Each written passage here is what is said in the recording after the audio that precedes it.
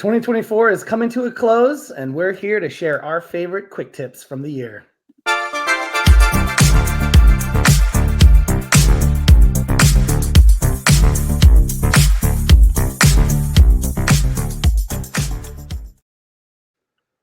Hello, everyone. Welcome back. I know it's been a couple weeks since we dropped our last episode, and you may notice a new co-pilot sitting in the seat right next to me, virtually that is, and which is usually occupied by Stu, who's our regular co-host of the Quick Tip series. But today, since Stu said goodbye for the year in our last episode, I've got a colleague who has been with WeVideo for some time now, and is here to share his favorite quick tips of the year, quick tips or product features, and that is Ryan Larson. Hey, Ryan.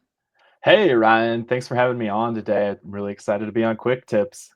Yeah, your first, this is your inaugural session on Quick Tips. So it's great to have you here. We've had other WeVideo team members and we've had other guests, but this is your first time on the show.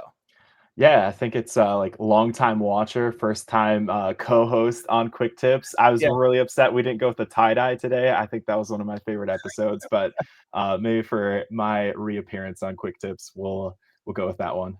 Yeah, that was a snap decision that Stu and I made for a summer episode that we produced way back in August, which feels like so many months ago, even though it was only a couple of months ago. And that's when we launched the series.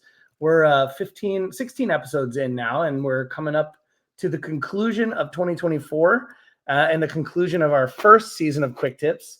So you're going to help me kind of wrap up season one. That sounds excellent. Let's do it. Yeah. So before we dig in, can you give the viewing audience kind of just a quick and dirty overview of who you are, what you do here at WeVideo? Yeah, so I'm Ryan Larson. I am the manager of our retention team inside our customer success department here at WeVideo. Our job is really just to make sure that you all love WeVideo to the nth extent. My background is I was actually a former educator as well. I taught 5th and 6th grade ELA and social studies.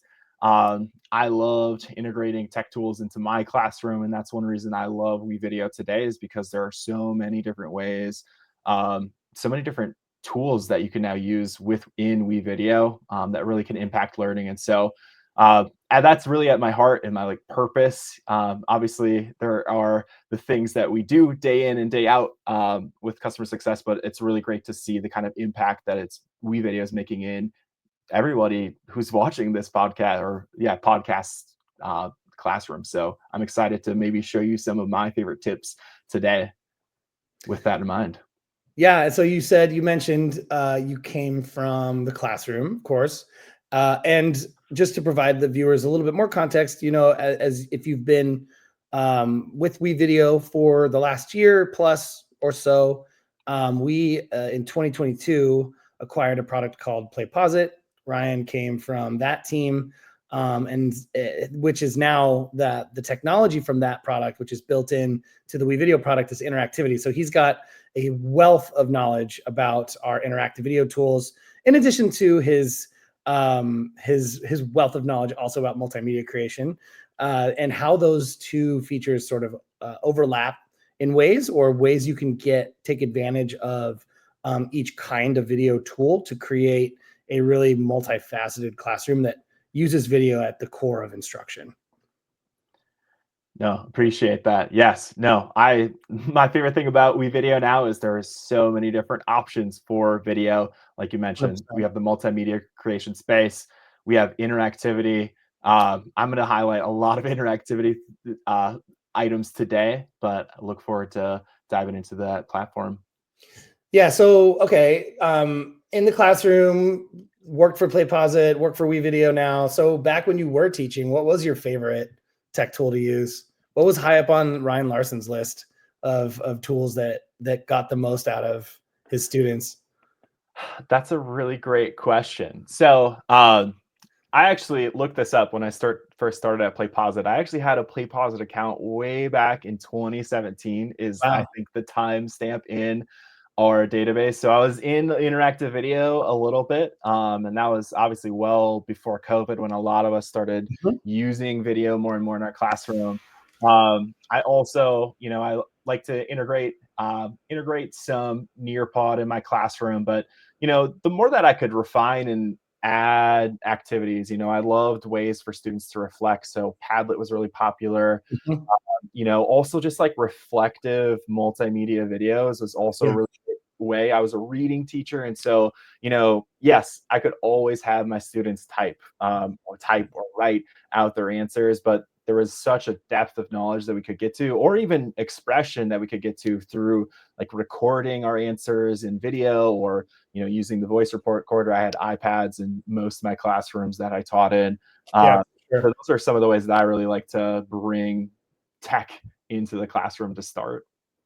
Nice. Yeah, absolutely. And I think a lot of us that have made the jump from the classroom to ed tech companies or in other roles within education technology, it's often due to the passion that one had in the classroom for using technology, seeing the impact of students, and understanding how you can sort of map the instructional practices you have to technology. It helps out a lot when you're talking to teachers, when you're talking to other end users, other educators about why the tools are so impactful and how you can use them. And I think it's a great sort of year in review session to have you on, because you lead the team here at WeVideo of folks that talk with customers every single day about the different ways that they see value in WeVideo and the different features of the product that they use. So I think it's sort of a fortuitous episode to have you here to sort of recap the year, because we've done a lot this year.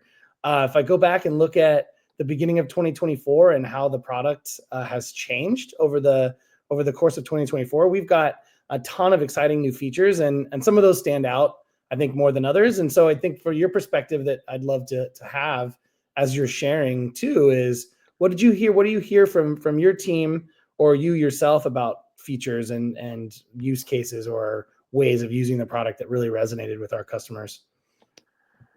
Yeah, no, I can't wait to dive in a little bit more to that, because I think, prepping some of my thoughts for our call today, one of the things that came to mind is it didn't leave the classroom, right? Like a lot of the skills that we taught our kids, they're highly relevant today, right? I think, Mhm. so much of onboarding and training in a professional Mhm. setting is video assets and being Yep. able to tell, me describing things to my team. A lot of the stuff that I do is with a video, because I need to show them how to work with our Google Suite or our Microsoft Office suites and all of those different aspects. And so video is really at the heart of how 21st century employees are engaging and learning and training and onboarding and all those different things. And so yeah, that is a big point that I want to bring today, is like the things that you are using, the tech tools that you're using in your classrooms today, they are going to make an impact when they sign that first contract for their Yep. first job after their educational journey, their formal educational journey closes. Yeah, and I think it's a good point to keep in mind. We have a variety of customers, most of which, for the purposes of this show, are in K-12 education, but we know the effectiveness of video in higher ed institutions and community colleges and into the workforce, like you said, the way you consume, compliance training videos, or all of the check boxes that employers have to go through to make sure that they're following the laws of certain states. That content is delivered through video, so understanding how to interact with those platforms is important. And then how to produce media, I think that's equally important. I think in the age of the YouTube generation, video assets, video content, learning how to craft communication through video is not going away. It's only going to get more ingrained into society. So yeah, absolutely. I think where we see a lot of overlap in the sort of the customers that we serve, it's that thread of, hey, I'm experiencing this as a freshman in high school, probably some of the most similar things that I'm going to experience as a freshman in college. So as we take that perspective into these features and like how you see video being used in the classroom, and we wrap up 2024. What are some of those heavy hitters that you saw this year that got released in the WeVideo product? Yeah, so one that comes to mind and should be on our mind, and it's because it's on everybody's mind, is AI and what is WeVideo doing with AI. And our biggest release was around AI generated interactions, which are so cool. I wish I had them in 2017 when I was Sure. creating content for my learners. They are going to change the game. They are changing the game right now in how teachers can make an impact with their classroom. Um, so let me kind of just show you a little bit about where I'm leaning at. So I'm here in our WeVideo interactivity page. I'm going to go and create an interactive video. I'm going to use a read aloud. This is a read aloud that I probably would have made circa 2018, maybe. But using the WeVideo Studio right here. So this is official Mr. Larson read aloud. I love putting that hat back on from time to time. Um, and one of the cool things about AI generated interactions is I can take this piece of content. So this is me reading a story out loud. It has a full transcript within that story, and all I need to do to generate interactions is click on generate interactions, and it's going to pull from the transcript. It's going to pull from the transcript um, multiple points within this video that are relevant to ask a question for my students. It's going to take just a little time for the AI machine to go, but wow, here we go. So I have now 1, 2, 3, 4, 5, 6 different questions for an 8-minute video. Now, I might not need 6 different questions for an 8-minute video, but just imagine, I imagine myself on Sundays at probably about 8:30, lesson planning for the week in my first year of teaching, especially. It's like, what am I going to do this week? Imagine like pulling that content in and just being able to produce a starting block for yourself.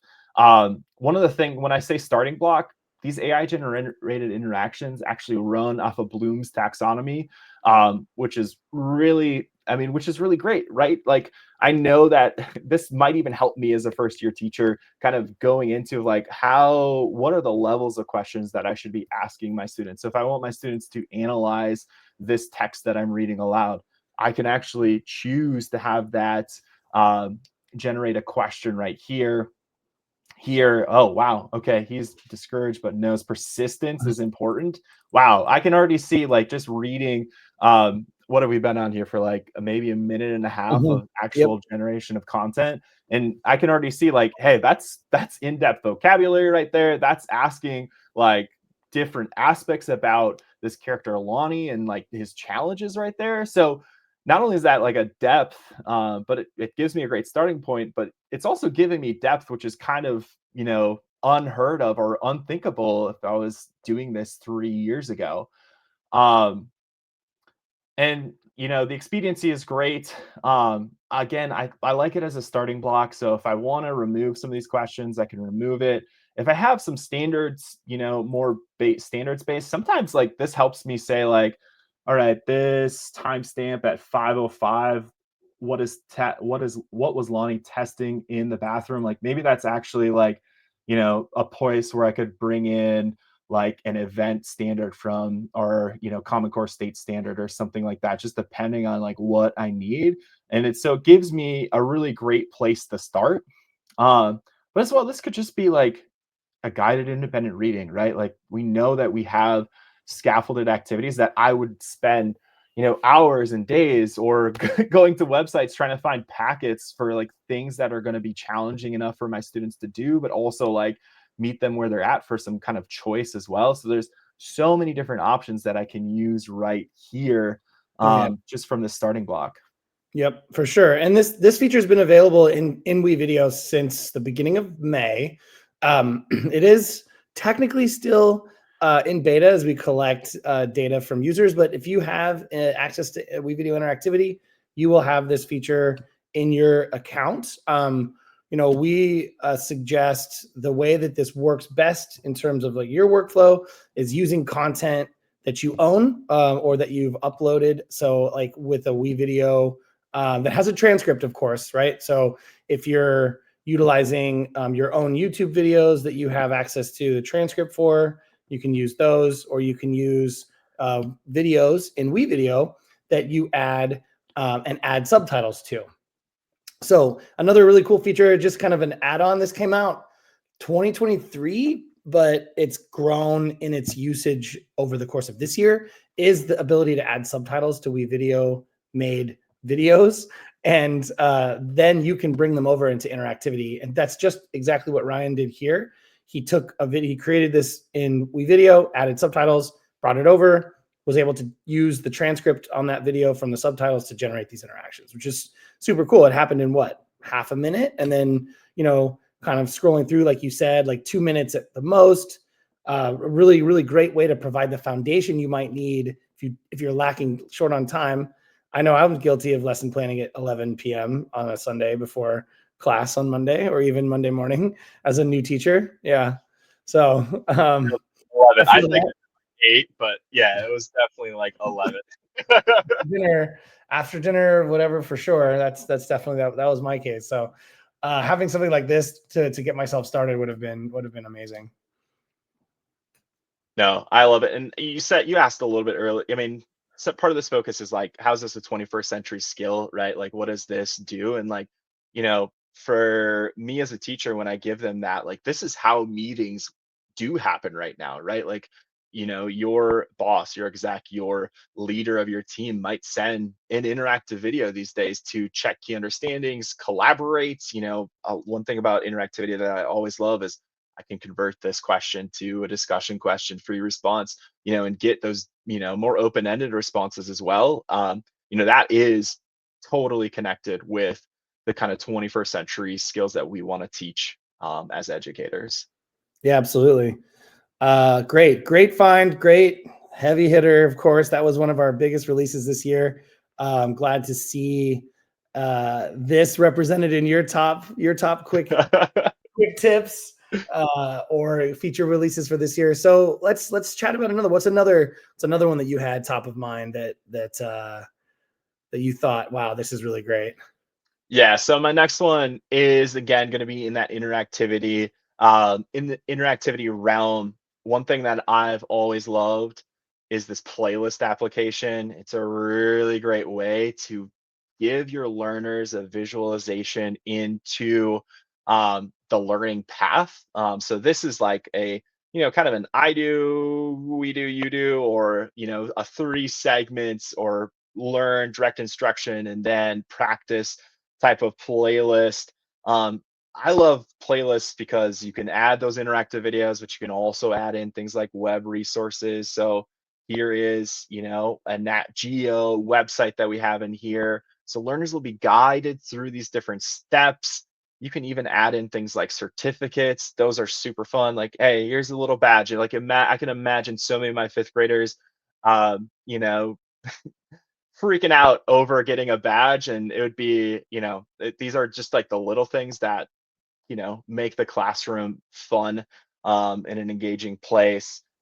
um, that came out, with the regular interactivity platform. But what I do love now, for those of you who don't want to plan at 8 o'clock at night, one of the things that I found that was really helpful is find a teacher that you know and love and will plan with you and share.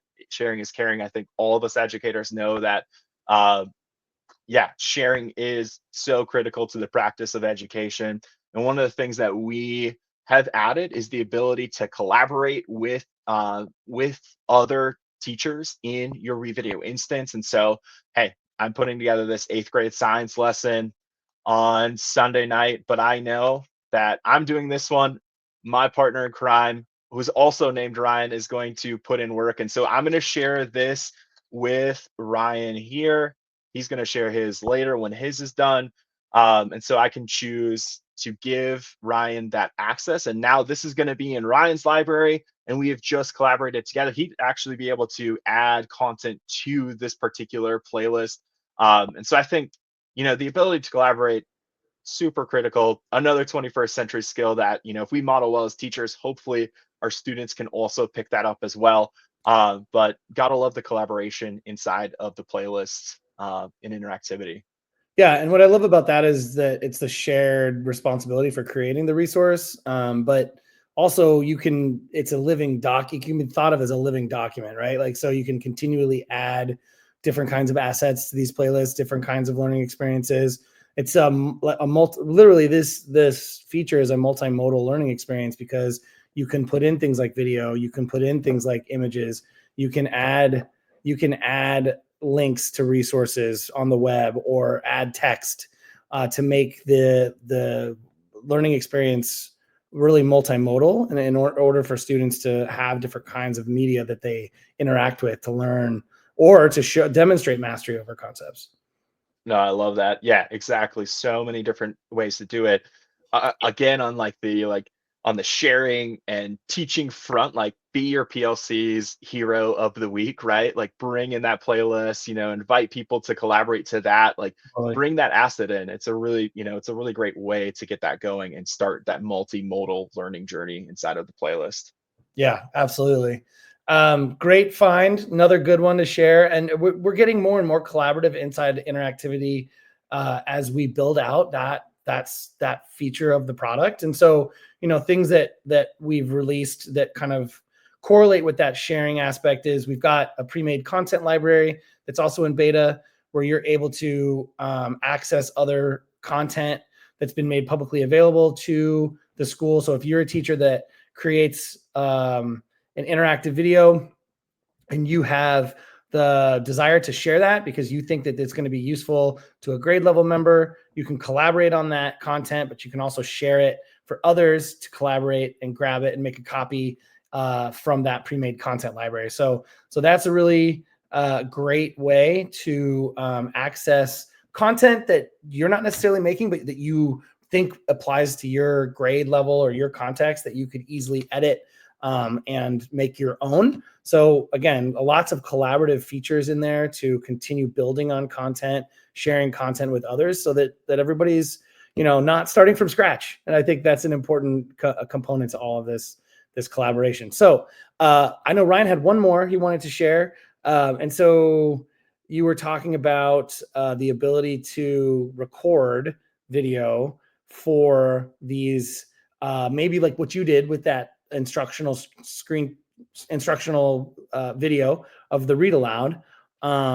What was that third feature that you had in mind that you were like, yeah, this is going to up the game in terms of recording content for teachers? Yeah. So my third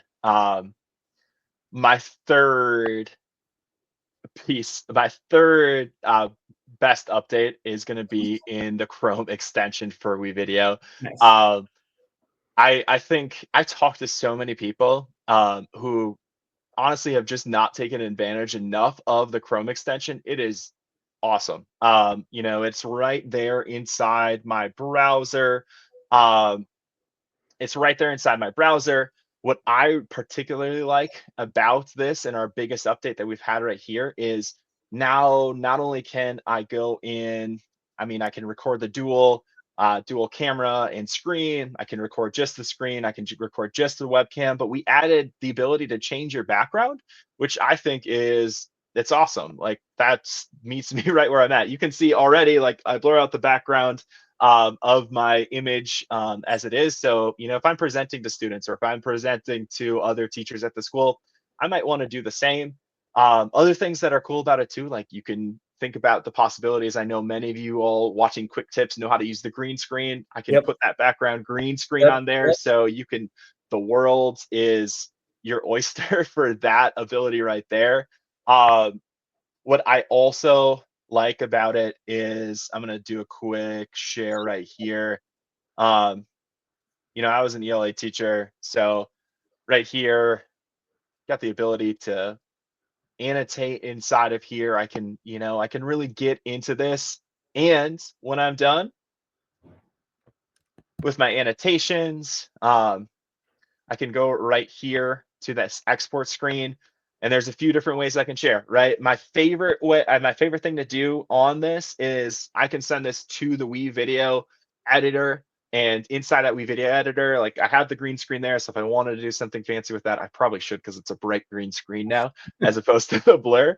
Yeah. But I can share it to the WeVideo editor. I can add in all of the context. If I wanted bumpers to professionalize it, if I wanted to, added some background media, which could happen, right? This passage, I think, is about the Great Depression. So let's find some stock media, add it in there, really make that experience, deepen that experience for my learners.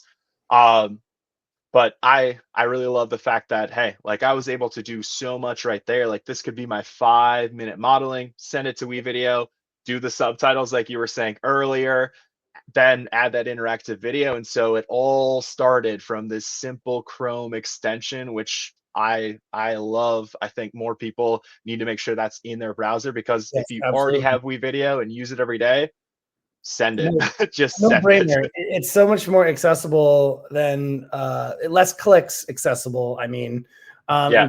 instead of having to, log in and then go to the editor and then select the in-app recording device.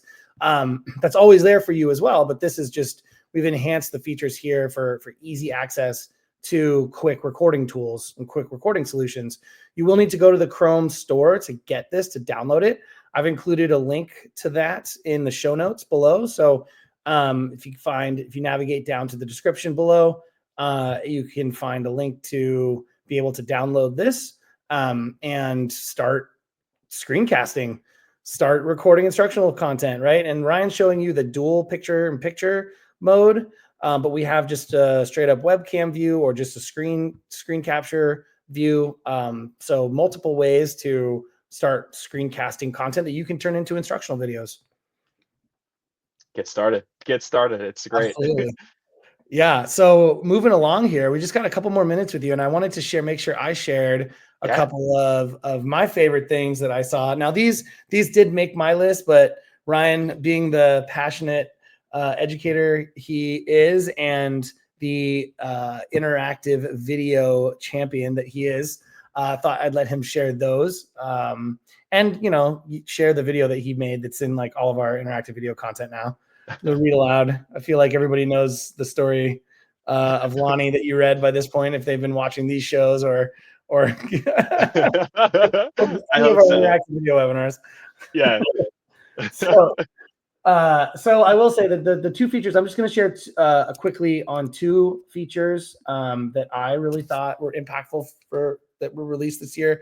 I go really in depth on one of these in a What's New webinar that we released last month.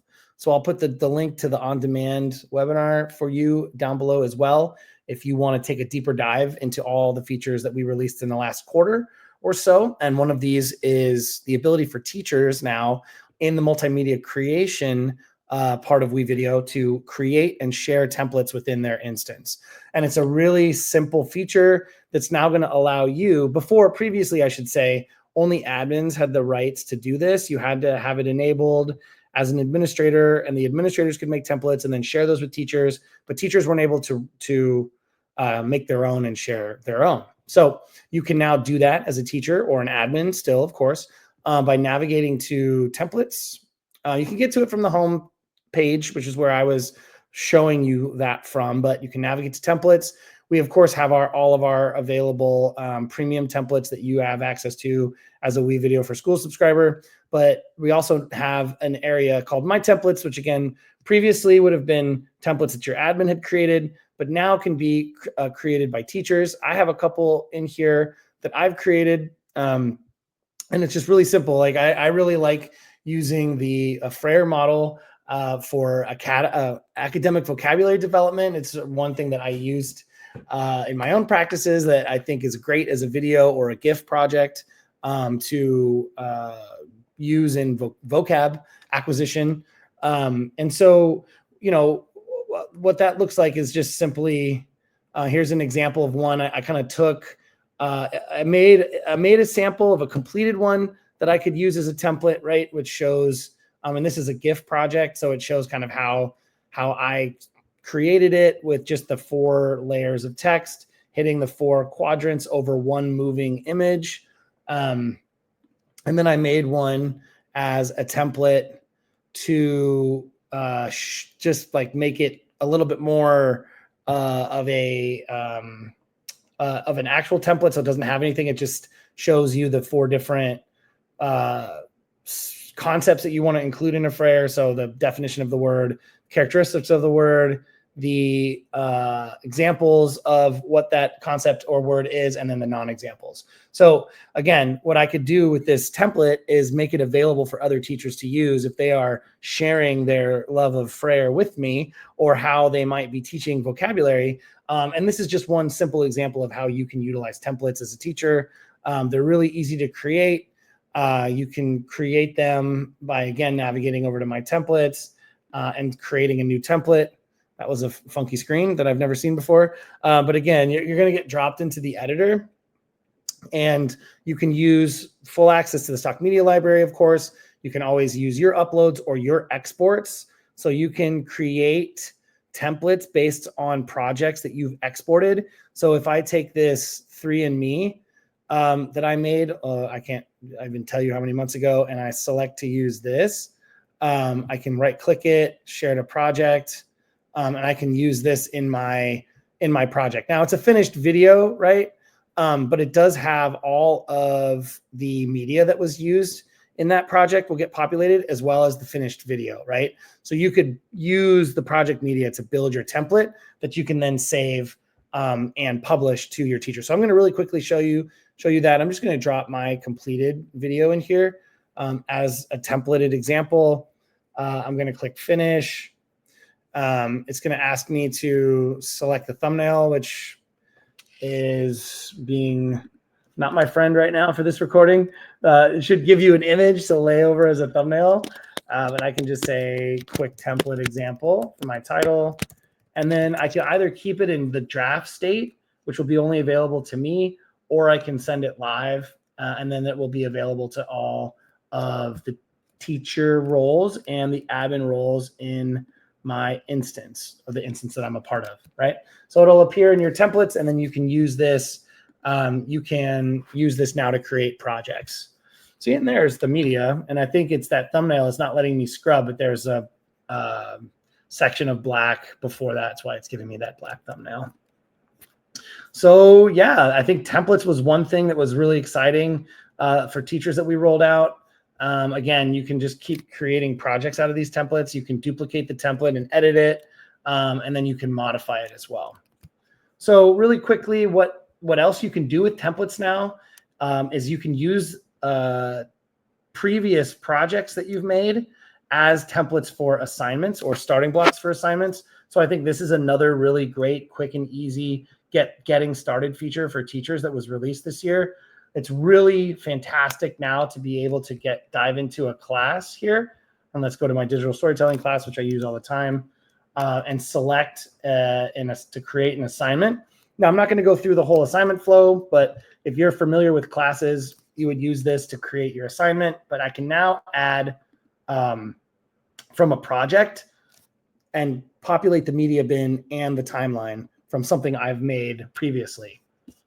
So if you want to use one of your projects,